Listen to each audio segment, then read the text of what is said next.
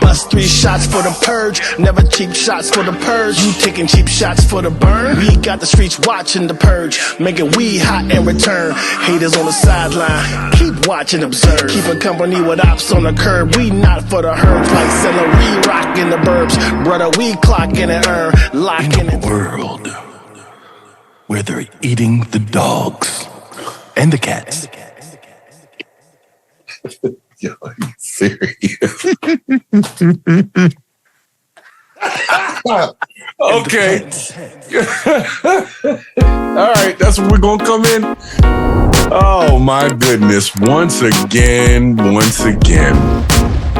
it's another purge of the BS. And I guess we're going to start with one of the biggest pieces of BS we've heard this week is an interesting story about pets.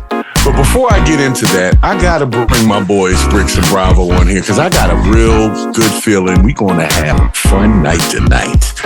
So, gentlemen, would you join me in another purge of the BS? Yeah. I got to feel it. Yeah, tonight's going to be a good one. So, guys, we came right in strong, and I liked it. Oh, and kittens tonight. Like kittens tonight. And with that in mind, I want everybody to make sure you like and subscribe to the channel, man, because we're about to get into it tonight. Okay. But we're not eating anyone's pets. That is not going on. That's a major story right now. Well, and have you ever eaten a pet? I don't know. I'm sure one of them cows that became a burger was somebody's pet at some point.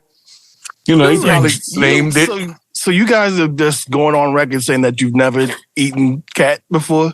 Look, first of all, where do you think the beard came from, man? I'll have you know that your kind mother watches this show. Mm-hmm. Which is why I'm keeping it as clean as possible. But we all know. Okay? We'll leave that alone. But yes, I'm pretty sure. Noise, but it did sound like mac and cheese. It was weird. Right. And I'm not opposed to eating cat. Okay? At all. Stop. Especially if it's prepared correctly. Stop it. This line of speaking sickens me.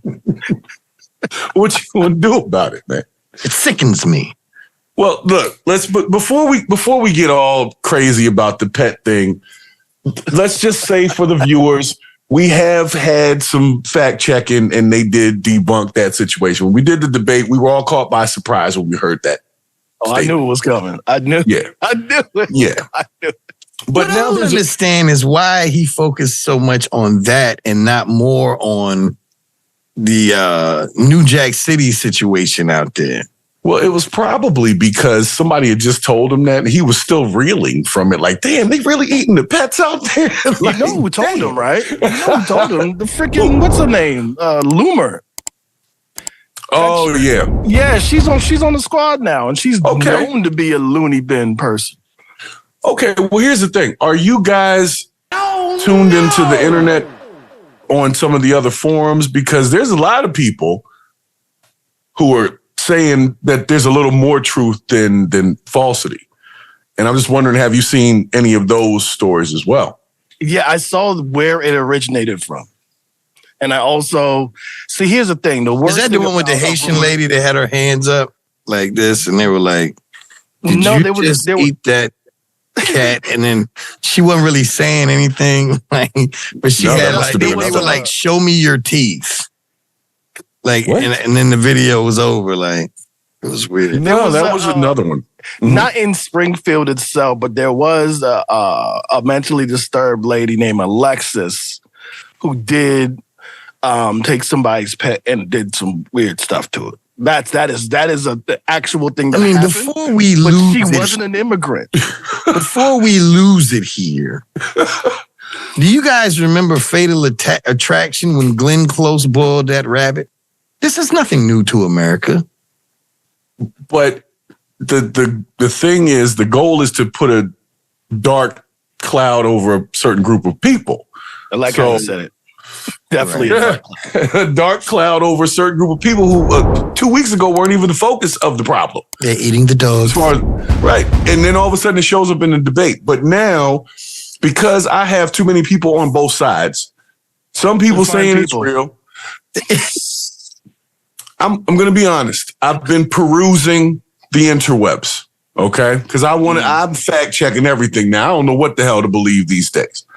But there's a lot of TikTokers, which I can't really trust TikTokers because you can say whatever the hell you want sometimes on TikTok and they won't come at you to say that it's fake news or anything. So there's people posting on their TikToks that some of these things are happening. Maybe not a takeover of like zombies eating pets type of thing, but that there are some weird things going on in the area. So I don't know if you guys it's to be expected. Right. And it sickens me. Okay. Well, I mean, you got to get into why these people are saying that. What's really happening is that there was a recruiting firm that needed a bunch of positions filled because they started beefing up their aeronautics and machining industry out there, and because they were trying to revitalize Springfield. And so there's been a large influx of H-1B1 visa holding immigrants from Haiti who are now working in these positions and building a community out there. Okay, and now, I'm glad you said that. Do not like it. I'm glad you said that. Now, this is what I'll say to you. Do we know very much about Haitian culture? I know more than a little bit, personally, but not a lot. But that's what I'm saying. And I would assume that most of the country does not. So it's probably easy to say something that's just far-fetched. But I asked that question because I've been to Haiti. I went on a cruise and I guess, I don't know whether you would consider it Haiti, but I was out there on the beach in the little shops and stuff. But nobody was offering me, that I knew. Nobody was saying, would you like some dog or some cat? Like, that's my point. Cat. That's my point. However, if you go to Korea, you can get kegogi. Yes, you can. So what I'm saying is if that's why I asked, do we know about Haitian culture like that? Because maybe it's accepted over there or it's not really that bad, or because there's a lot of things over here that are different. For example, in Germany, 16 is the legal age for sex. So when they watch R. Kelly go to jail, they're like, well, what for? Right. Gotcha. It doesn't sicken them. You know what I'm saying? Well, here's the thing. If you eat those animals, just don't eat the next door neighbor's pets. That's what I think would be more of the issue. People seem to be upset like, well, if they ever came for my dog, you got another thing coming. So people are thinking about how they feel about their personal pets. But if you just have... I understand that. Because I would want to help unalive somebody for messing with Emmy or Ava. Yeah, if they roasted the dog... Like, come on, man. And you came home to that and your next door neighbor did that? Like, come on over. We got to say, we got a roast going on. But yeah, I mean, the whole thing is like, why even get riled up for a thing that doesn't even happen, Like, you know what I'm saying? Well, if aliens came in and probed my booty, it's all childish. All right, let me all help. childish. And I'm going to tell you why I say it's all childish, because this is the second election that I have ever seen women post some of the most ratchet, nastiest, ill will memes and videos about another woman. I get it. If you don't like the vice president, that's fine. But calling her a prostitute and a hoe, and I'm thinking it's dudes, and there are plenty of dudes that are doing this. But seeing women do this, that's when I said this is just downright childish. Like, maybe it's not Nancy Reagan. The trout goat. Well, I have to agree with you on that, Brix. I think things have gotten very messy. Yeah, they've gotten real messy on this debate and everything that we've been talking about.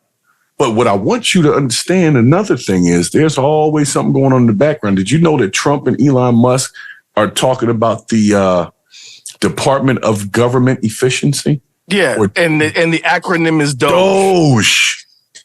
That's goofy. That's just goofy. But they put it in your face. They tell you what they're doing and what they're working on. That's not real, man. It is real. What do you mean it's goofiness? Okay. You mean if he becomes president that will not happen? That he can't you can't tell me that you literally believe in anything that Agent Orange is saying. He lies to lie. He lies about his lies. Let me say this, okay? We all lie about our lies. Yeah, once you lie, you got to lie again. But because you got to uphold that lie. Right. The lie needs support. Lie support. Did you hear Agent Orange in the spin room after the debate? Like all the polls came in, 96, 72, 28, 42, hut hike. You know what I mean? Like he was just starting to say numbers. Like can I rewind to your initial point? That's what old men do. My daddy used to do that, yo. Like one time he was over there at my sister's house talking about, like he was telling my mom, he was like, man, go get the paint and the brush so I can paint this door and this and that. My father never painted anything. Like he had never painted before, but he was hell bent that he knew how to paint. My sister and them were like, no, we just get a painter. Nah, and he was angry because he had Alzheimer's, but he had convinced himself that this lie was true. And he was angry with the people who were telling him, no, you do fix things, but you don't paint. He tried, and it ended up terrible. It's supposed to be like that. I'm not defending Trump specifically for any reason at all. I'm not a Trump supporter. I'm a supporter of truth. But in hindsight, some things that Trump said were embellished.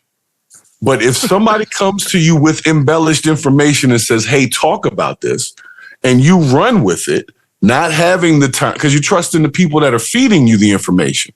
And sometimes that information is fed to you from sources that are trying to get you to look stupid. So it's like they can leak a story to you and you think you got the exclusive and they're just doing it so that later on they can come back and say, this fool said this. Like and when Melania Trump said Michelle Obama's verse, her speech. Right. Yeah, the whole thing. Word for word. I believe at one point she said, as a black woman. Like, hold up now. I'm pretty sure. No, but anyway, this is... I remember growing up on the south side of Chicago was hard. Yeah. But before we move out of Trump land, because this was not a Trump episode, okay? No, I'm disgusted with both of them now, yeah. And that's where I'm at with it. But I heard Bravo say something about he lies all the time. And I can't say that I've heard 100% truth at all times. But when he said he was going to ban some Muslims, he banned them. He wasn't lying about that. When he said that you was going to get a check around COVID time, he wasn't lying about that. Why has no one called him on tariffs? Because they don't even understand. They don't even understand the tariffs. We pay the tariffs, damn it. Right. Like all of these Trump supporters, nobody's saying, hey, wait a minute. He's literally, and that's exactly what he's going to do. He's literally telling you, I'm going to raise the tariffs. Right. Everything is going to cost more because I want to make it cost more. Well, they did sanctions and tariffs and shit when he was in office before. I don't really remember anything skyrocketing at that time. Anytime anything gets imported and has an imported tariff on it, the companies don't shoulder that burden. They push it right on through to the price of the items at the end of the line. That's just how it happens. Because the companies aren't going to be like, I'm going to take one for the team. No, they're not. They're not going to do that. And I'm not exactly sure where Canada Dry comes from, but it's $10 a freaking 12-pack now. Is that a tariff or is that just inflation? Well, the point that I'm trying to illustrate here is I'm thinking the tariff has something to do with that. If that's what it costs to get in. Think about it, man. Could be aluminum. Yeah. You know what? But I understand what you guys are saying. I'll tell you one thing. It could be ink. Could be. Think about the price of a gallon, right? Okay. Now think about how much it costs to buy a tiny little cartridge of that much ink. And it only costs $4 for a whole gallon of freaking gasoline, but it costs like $13 for an ink cartridge? Right. Now think about everything that ink is used on. Right. It could be that. I don't know what it is, but I know when you use the word tariff, you're directly saying America is going to pay this bill. Yep. If you use the word Americans are going to pay this bill. Americans, like us. And the people that are rich and smart all have trusts and LLCs and life insurance policies that they write everything off. They're not paying. They're not footing that. Well, I mean, when they buy products, they would be, but they're not paying it in their taxes. We paying that shit. So all of these Republican voters, I'm like, now I'm assuming some of y'all are smart. Some of y'all got to be. And maybe because you're smart, you're just not entering the conversation because you don't want people to say, hey, wait a minute, did you hear what he just said? Like, you don't want to be looking like the rest of the loud folks. But to anybody that is voting Republican this year, he's telling you it's at 20% right now, and I'm going to raise it 20 more percent. So Americans will be paying 40% tariffs. Yep. It's a markup. It's going to trickle down. And why do we keep idolizing people who are just bad at business? like why do we, like, the Agent Orange has been bankrupt 6 times, yo. Because he makes you feel Elon just goes around company to company making them worse. You ever seen Black Dynamite? Yes, I have seen Black Dynamite. All right. So in Black Dynamite, his girl, I forget what her name is, real pretty light-skinned girl. She was up on the stage talking about politicians and saying, you know, they just selling you a dream and the whole crowd is glitter and shit like that. And then the politician says, now watch me go up there and turn this shit around. And he gets up on the stage and he's like, from the outhouse to the White House. Right. Let freedom. He just starts saying the most cliche shit. And these idiots in the crowd are like, yeah, like, he just turned it right around. And that's what I think is happening here. He says what people want to say and what people want to hear. Just when it's time to handle it, he don't do it. No, but you got people a lot of the things that he does say are the things that he doesn't understand, just like the word tariff. But because he said it, he'll do it. So if we're paying 40%, like, I almost want him to win. Because if he doesn't win, I believe that they're going to burn this country down, which is another silly thing that I've heard people say. You're so sick of paying these taxes. You're so sick of the cost of bacon and milk and all of these other products. So you're going to burn the country down so you can pay for that shit? Right. And you know what happens? You know what happens in a crisis? All the prices on everything goes up because the infrastructure's got burnt down. They was charging $20 for a pack of water down there in the last hurricane. $20, bruh. Well, this, you know, with all due respect to everything that's been said, you're speaking based on what we're currently looking at. Like, in history. So who in the current administration, vice president included, has said that they would change anything but what we're already seeing or to allow it to continue? Which is the problem of either way, we're kind of screwed from what we're talking about right now. But if he gets elected, we're not going to have a civil war. If she gets elected, them boys over there in the Midwest and stuff, they going crazy. They've already said they're going to go crazy. You've seen what they did. Not his fault. Okay, so let's put it this way. I'll tell you what is. The insurrection was something he asked to happen. Now, we're not going back to January 6th because that's its own sore spot. We're going to move forward. We're going to turn the page. Well, what I'm saying is you asked the question under his watch. That's what happened.